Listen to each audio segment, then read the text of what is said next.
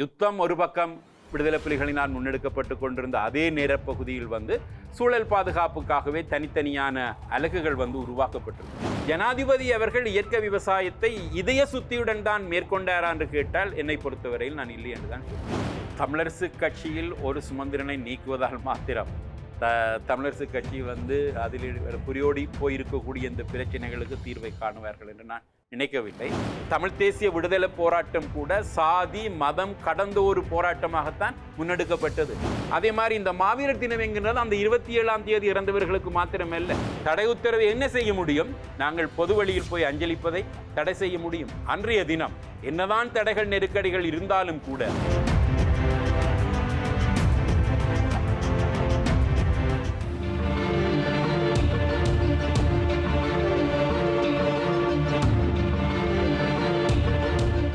இது சக்கரவியூகம் வார்த்தையினம் கொண்டு கருத்துக்கள் மோதக்கூடிய அரசியல் சமர்க்களம். சமூகத்தில் இருக்கக்கூடிய பசுமை அரசியல் சார்ந்து பேசிக் கொண்டிருக்கிறோம். முன்னாள் மாகாண சபையினுடைய அமைச்சர், மாகாண சபை உறுப்பினர், தமிழ் தேசிய பசுமை இயக்கத்தினுடைய தலைவர் திரு பொன்னுத்துறை அங்கனீசன் அவர்கள் எங்களோடு இருக்கிறார். இந்த விஷயங்கள்லாம் இருக்கிற போது பசுமை அரசியல் மூலமாக இந்த தேசியத்தில் எதை விதைக்க முடியும்? தேசியம் என்கின்றது என்ன அல்லது தேசம் என்கின்றது என்ன? நாங்கள் இங்கே சொல்லுகின்றோம் தமிழ் மக்கள் தனித்தொரு தேசம். தேசம் என்கின்றது நாங்கள் வாழுகின்ற தாயகம். எங்களுக்கு ஒன்று தொடர்ச்சியான ஒரு நிலப்பரப்பு, நாங்கள் பாரம்பரியமாக வாழ்ந்த ஒரு தாயகம் இருத்தல் வேண்டும். எங்கள் மக்களை இணைப்பதற்கான சில கலாச்சார விடயங்கள், பண்பாட்டு விடயங்கள் இருக்க வேணும், பொது மொழி இருக்க வேணும். இவற்றுக்கும் அப்பால் அந்த உணர்வு, நாங்கள் ஒரு தேசம் என்கின்ற உணர்வு இருக்க வேண்டும். இதுதான் ஒரு தேசத்தை நிர்ணயிப்பதற்கான காரணங்களாக சொல்லுகிறார்கள். ஆகவே இங்கே அந்த தாயகம் என்கின்றது என்ன? அது எங்களுடைய சுற்றுச்சூழல் தான். ஏன்? ஆகவே அந்த தாயகத்தை பாதுகாத்தல் என்கின்றது வெறுமனே வளமற்ற ஒரு மண்ணை மீட்பு செய்வதற்காக எங்களுடைய போராட்டம் இடம்பெறவில்லை. ஆகவே எங்களுடைய சூழலும் வளங்களும் பாதுகாக்கப்பட்ட தாயகம்தான் உண்மையான எங்களுடைய மண் மீட்பாக இருக்க முடியும். உங்களுக்கு தெரியும், போராட்ட கால பகுதியிலேயே கூட யுத்தம் ஒரு பக்கம் விடுதலை புலிகளினால் முன்னெடுக்கப்பட்டு கொண்டிருந்த அதே நேரப்பகுதியில் சூழல் பாதுகாப்புக்காகவே தனித்தனியான அலகுகள் உருவாக்கப்பட்டிருந்தன. மரநடுகை தனியாக மேற்கொள்ளப்பட்டது உங்களுக்கு தெரியும். ஏன்? அதாவது சூழல் நல்லாட்சி ஆணையம் என்று சொல்லி கூட தனியான ஒரு சுயாதீனமான அமைப்பை கூட அவர்கள் பிற்கால பகுதியில் உருவாக்கி வைத்திருக்கின்றார்கள். ஆகவே இங்கே அரசியலில், அதாவது சூழல் அரசியல் என்று நீங்கள் கேட்கிறது என்கிறது எங்களுடைய தாயகத்தினுடைய சூழல் வளங்களை, இயற்கை வளங்களை, சுற்றுச்சூழலை பாதுகாப்பதற்கான அரசியல் அதிகாரங்களை பெற்றுக்கொள்ளுதல் தான்.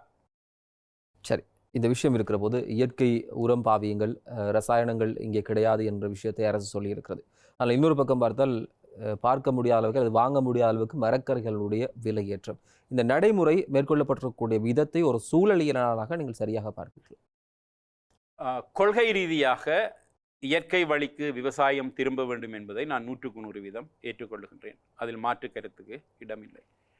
இந்த பசுமை புரட்சி என்று விவசாயத்திற்கு வந்ததற்கு பிறகு விவசாயம் ஒரு சில பன்னாட்டு நிறுவனங்களினுடைய ஏகபோக உரிமையாகிவிட்டது.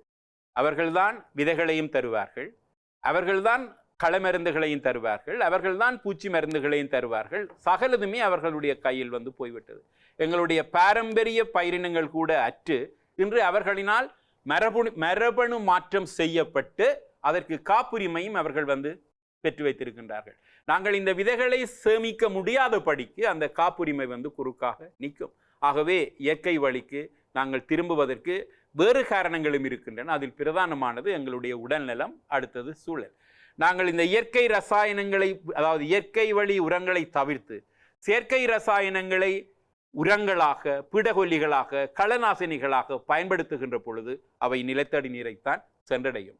அதே நேரம் உணவின் மூலம் எங்களையும் வந்தடைகின்றது. ஆகவே நிச்சயமாக இன்று நாங்கள் பல்வேறு வகையான தொற்றா நோய்களுக்கு ஆளாகி வருகின்றோம். இந்த தொற்றா நோய்களினுடைய பெரும்பாலானவை இவ்வாறான மாசுக்களினால் ஏற்படுகின்றது. புற்றுநோய்கள் கூட இந்த விவசாய ரசாயனங்களினால் ஏற்படுகின்றது நிரூபிக்கப்பட்டிருக்கின்றது.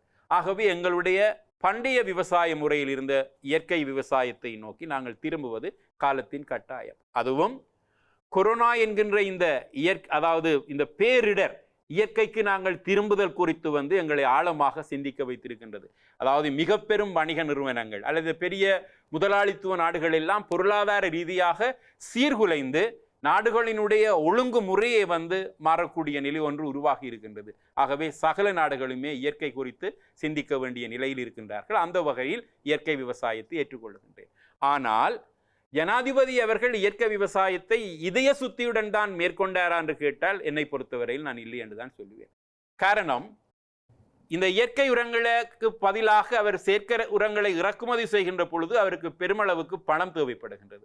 நாட்டில் இன்று நிலவக்கூடிய பொருளாதார நிலைமை அல்லது இந்த பொருளாதார சுமை அவருக்கு இந்த ரசாயன உரங்களை இறக்குமதி செய்வதற்கான நிதி வசதியை கொடுக்கவில்லை. ஆகவே அதற்குள் இவர் மறைந்து கொண்டு இந்த இயற்கை உரங்களை கொண்டு வந்திருக்கிறார் என்றுதான் நான் நினைக்கின்றேன். உண்மையில் இவர் இயற்கை உரங்கள் தொடர்பான தீவிர கரிசனையோடு இருந்திருப்பாராக இருந்திருந்தால் இவ்வாறாக ஒரு நாளில் அல்லது ஒரு மாதத்திற்குள் இயற்கை வழிக்கு திரும்புங்கள் என்கிறத அவர் செய்திருக்க முடியாது. காரணம், எங்களுடைய மக்கள் ஏற்கனவே இந்த செயற்கை ரசாயன உரங்களுக்கு பழக்கப்பட்டவர்கள். அவர்களை ஒரே நாளில் மாற்றுவதுங்கிறது கஷ்டம். என்ன செய்திருக்க முடியும் என்று சொல்லி சொன்னால், முதல் வருடம் ஒரு 10% ரசாயன உரங்களினுடைய செயற்கை உரங்களினுடைய இறக்குமதிக்கு தடை விதித்து உள்ளூரில் அதனை இயற்கை பசலையினால் மாற்றீடு செய்திருக்கலாம். அடுத்த வருடம் இன்னும் ஒரு 10%, அடுத்த வருடம் இன்னும் ஒரு 10%. அதாவது இறக்குமதியாகின்ற இரசாயன உரங்கள் செயற்கை உரங்களினுடைய அளவை படிப்படியாக கட்டுப்படுத்தி அதனை இயற்கை உரங்களினால் மாற்றீடு செய்திருக்கலாம். ஆனால் அதற்கு அவர் தவறிவிட்டதன் காரணமாகத்தான் இன்றைக்கு அரசியல்வாதிகளும் அவரை எதிர்க்கக்கூடிய எதிர்ப்பரசியல் செய்கின்றவர்களும் விவசாயிகளையும் தூண்டி இதனை ஒரு பாரிய நாட்டின் பிரச்சனையாக மாற்றியிருக்கின்றார்கள். இவர் இறக்குமதி செய்கின்ற இந்த இயற்கை உரங்கள் கூட இறக்குமதி செய்ய வேண்டிய தேவை இல்லை. இன்றைக்கு இலங்கையில் கழிவு முகாமைத்துவம் பாரிய பிரச்சனையாக இருக்கின்றது. எங்களிடமே இயற்கை பசலைகளை தயாரிக்கக்கூடிய வசதிகளும் வாய்ப்புகளும் இருக்கின்றன. எங்களுடைய முன்னோர்கள் கூட்டுறவைத்தான் தயாரித்திருந்தார்கள். தென்மராட்சியில் இருந்து வண்டில் வண்டாக பசுந்தாட் பசலைகளை பூவரசங்குலைகளை வெட்டி வந்தார்கள். ஆகவே அப்பொழுதெல்லாம் விளைச்சல் பாதிக்கப்பட்டது என்று நாங்கள் யாருமே சொல்லவில்லை. விளைச்சல் எல்லாம் நன்றாகத்தான் இருந்தது. இப்பொழுது அரசுக்கு எதிரான எதிர்ப்பு அரசியல் செய்பவர்களும் இந்த ரசாயன உரங்களை இறக்குமதி செய்கின்ற அல்லது தயாரிக்கின்ற பன்னாட்டு நிறுவனங்களும் இதற்கு எதிராக நின்று சேர்த்து குரல் கொடுத்திருக்கிறார்கள். அரசாங்கம் வெற்றிகரமாக செய்திருக்கலாம். எப்போது என்று சொல்லி சொன்னால், இறக்குமதியை படிப்படியாக கட்டுப்படுத்தி அந்த இடத்தை உள்ளூரிலே தயாரிக்கக்கூடிய இயற்கை உரங்களினால் ஈடு செய்வாராக இருந்தால். வெளிநாடுகளில் இருந்து இயற்கை உரங்களை தருவிக்கின்ற பொழுது, இயற்கை உரம் என்றால் என்ன? அந்த மண்ணிலே உருவாக்கக்கூடிய தாவரங்களுடைய விலங்குகளினுடைய கழிவுகள் அவற்றுடன் சேர்ந்து எங்களுடைய மண்ணுக்கு பரிச்சயம் அல்லாத வேறு விதைகளோ அல்லது வேறு நுண்ணங்கிகளோ பரவுவதற்கான வாய்ப்புகள் அதிகம்.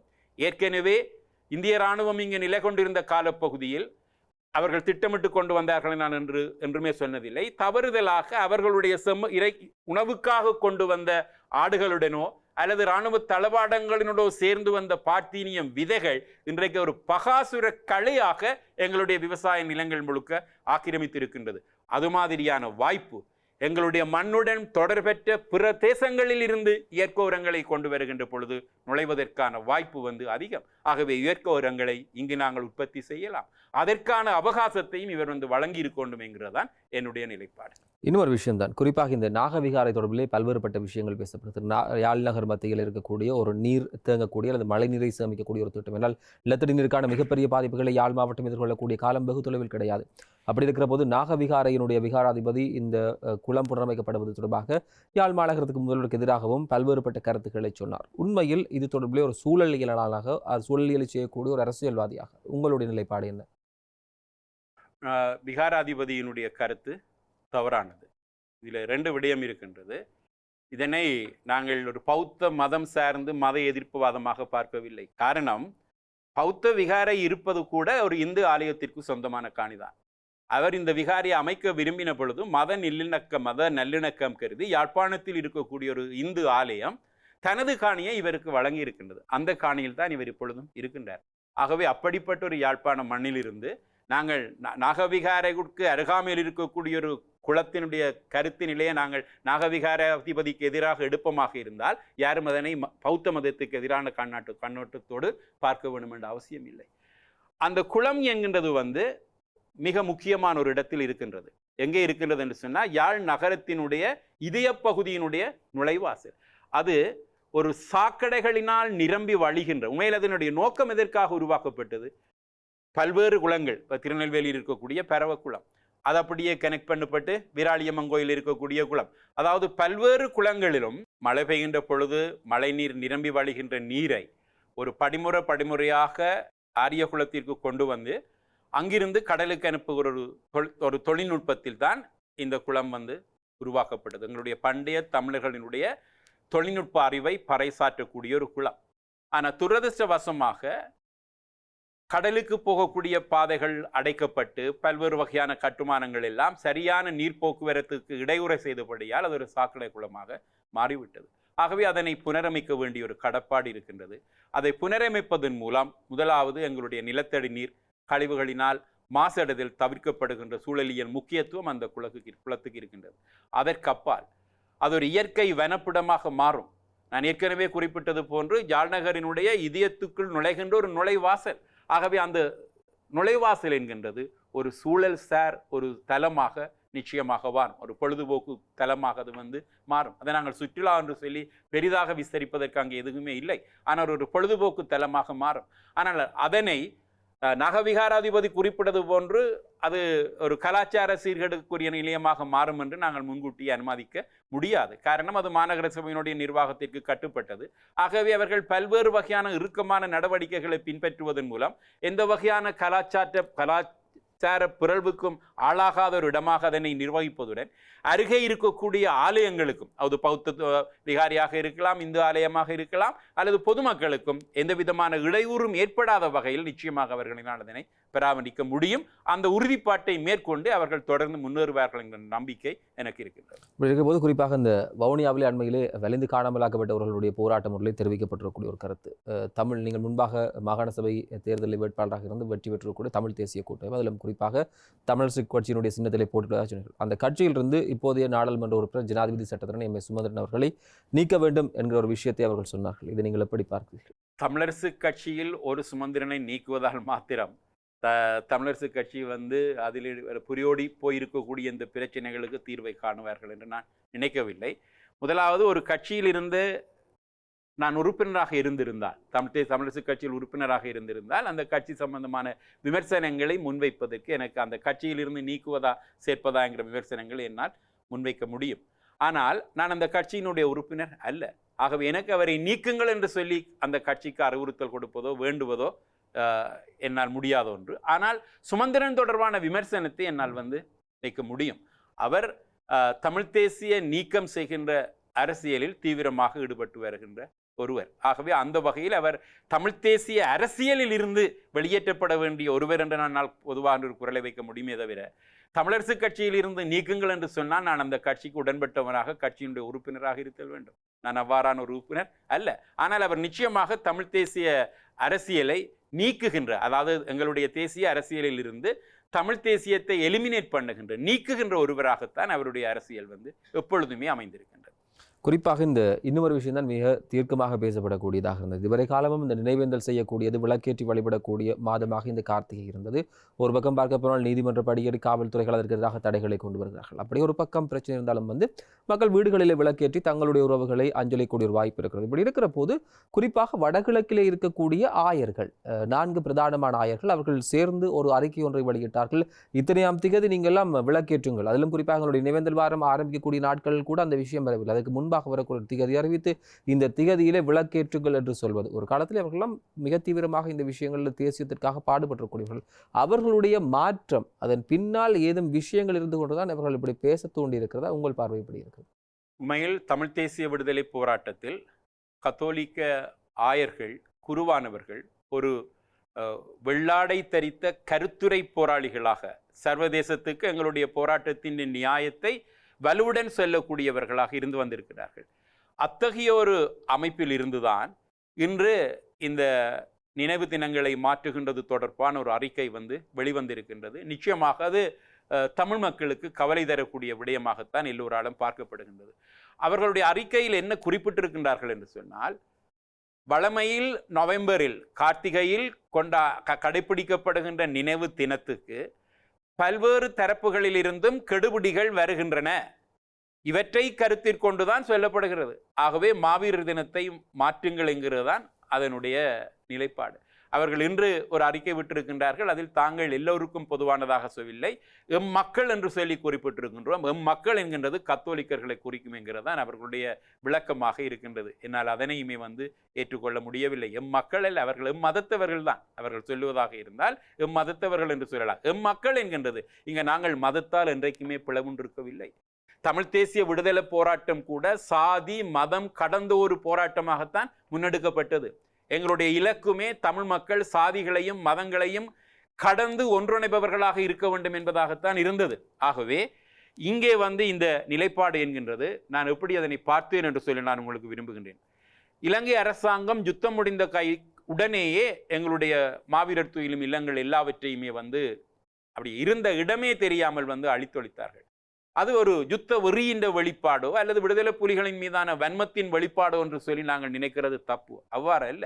இவர்கள் எல்லாம் அடுத்த சந்ததிக்கு அடுத்த தலைமுறைக்கு இந்த போராட்டம் நடந்தது பற்றிய அல்லது இந்த போராட்டத்தினுடைய நியாயப்பாடுகளை தலைமுறைகளுக்கு கடத்தக்கூடிய ஒரு வரலாற்று கடத்திகள். ஆகவே இந்த வரலாற்று சின்னங்கள் இருக்கக்கூடாது என்கின்ற நினைப்பால் தான் அவர்கள் அழித்தொழித்தார்கள். எங்களிடம் இன்றைக்கு எஞ்சி இருப்பது இந்த நினைவு தினங்கள் மாத்திரம்தான். ஆகவே இந்த நினைவு தினங்களை நாங்கள் மாற்றுகின்றதும் அல்லது இந்த நினைவு தினங்களை பொது தினமாக நாங்கள் மாற்றுவதும் நிச்சயமாக அதனுடைய நோக்கத்தை நீர்த்து போக செய்கின்ற ஒன்று. எங்களிடம் 2 முக்கியமான தினங்கள் இருக்கின்றன எங்களுடைய தேசிய விடுதலை போராட்டத்துடன். முள்ளிவாய்க்காலில் இறந்தவர்களுக்கு மாத்திரமல்ல, போரில் கொல்லப்பட்ட அனைத்து பொதுமக்களுக்குமான நினைவேந்தல் நிகழ்ச்சி தான் முள்ளிவாய்க்கால் தினம்.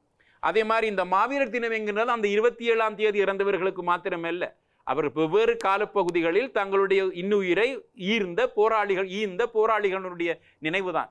எப்பவும் கூட்டு பிரார்த்தனைகளுக்கு பலம் என்று அதிகம் என்று சொல்லுவார்கள். அதே மாதிரி கூட்டு அஞ்சலிகளுக்கும் நிச்சயமாக பலம் அதிகம். நீங்கள் இப்பொழுது இதனை இறந்த எல்லோருக்கும், அது போராளிகள் போரில் ஈடுபட்ட தரப்பினர்கள் என்று அவர்கள் குறிப்பிடுகிறார்கள். அந்த போரில் ஈடுபட்ட தரப்புங்கிறது படைத்தரப்பையும் குறிக்கும், போராளிகள் தரப்பையும் குறிக்கும்.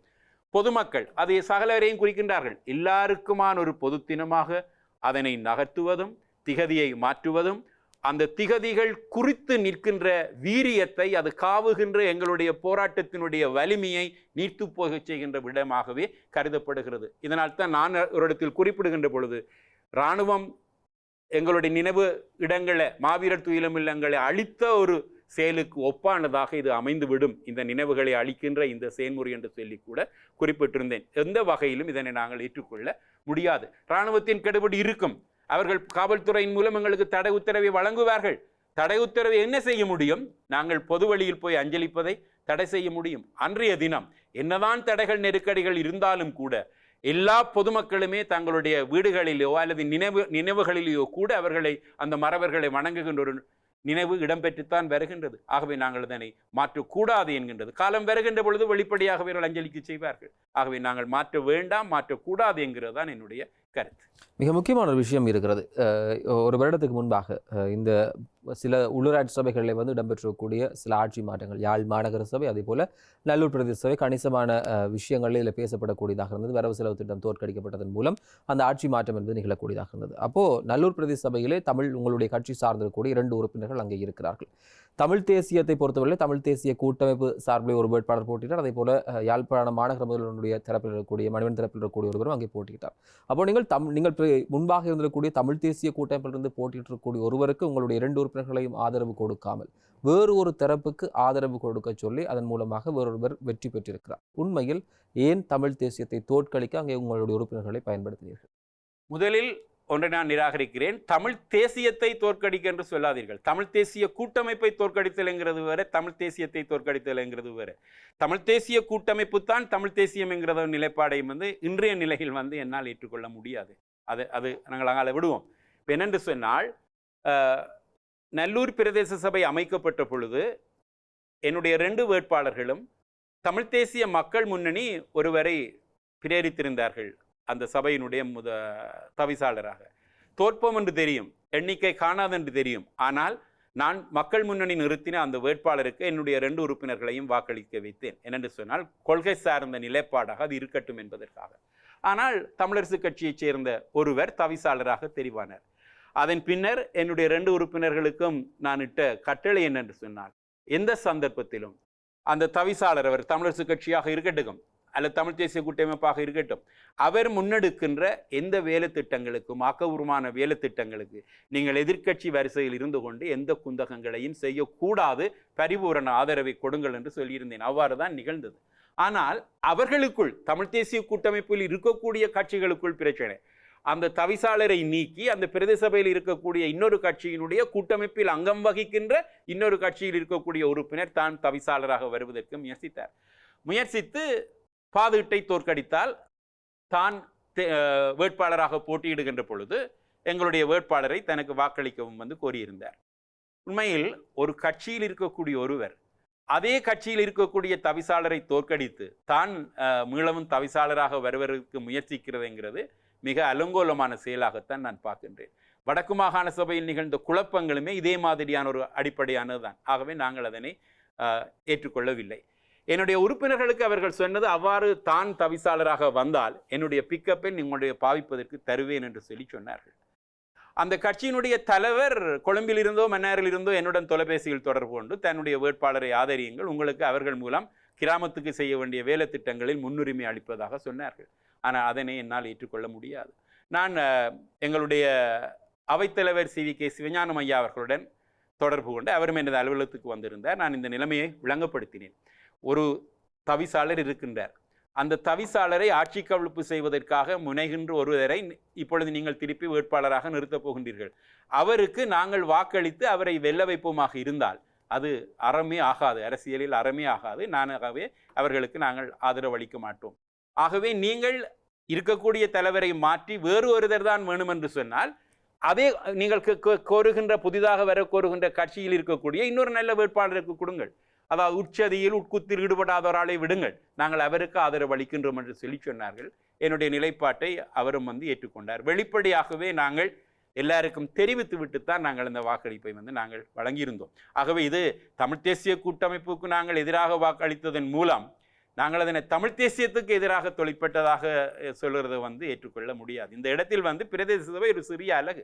அதற்குள் இப்படி இந்த வயதிலேயே வந்தவுடனேயே கனவுகளிலும் குத்துவட்டுகளிலும் கவிழ்ப்புகளிலும் ஈடுபடுகின்றவர்கள் பெரிய அரசியலுக்கு வருகின்ற பொழுது என்ன செய்வார்கள்? ஆகவே முளையிலேயே இப்படிப்பட்டவற்றை நாங்கள் அனுமதிக்க முடியாது என்கின்றதினால்தான் நான் அதனை தவிர்த்து கொண்டோம். சரி, மிக முக்கியமாக இந்த விஷயங்கள் பேசியிருக்கிறோம். இந்த மாதத்திலே தொடர்ச்சியாக பல்வேறுபட்ட இடங்களில் இந்த மண் குளிர, மனம் குளிர, மண்ணுக்காக மறைந்தவர்களுடைய ஆத்மாக்கள் குளிர்வதற்கு மேற்கொள்ளக்கூடிய பணிகள் என்பது அளப்பரியது. பதவியில் இருந்தாலும் சரி, இல்லாவிட்டாலும் சரி, கால ஓட்டத்தில் தொடர்ச்சியாக முன்னெடுக்கக்கூடியவர்களே உங்களுடைய பணி பாராட்டக்கூடியதாக இருக்கிறதுனால பல விஷயங்கள் அழைத்து அது சார்ந்திருக்கக்கூடிய விஷயங்களை தெளிவுபடுத்தியிருக்கிறோம். நேரம் ஒதுக்கி நிகழ்ச்சிக்கு வருகை தந்தமைக்கு IBC தமிழ் குழுமம் தன்னுடைய நன்றிகளை தெரிவித்துக் கொள்கிறது.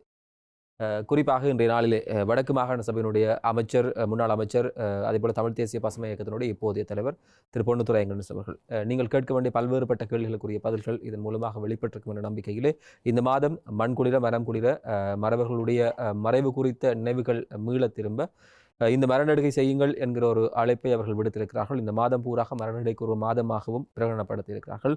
அவற்றின் மூலமாக இந்த மண்வளம் பெருக வேண்டும் என்ற விஷயத்தையும் சொல்லிக்கொண்டு வருகிற வாரம் இன்னும் ஒரு அதிதியோடு சந்திக்கலாம். அதுவரை விடைபெறுகிறோம். வணக்கம்.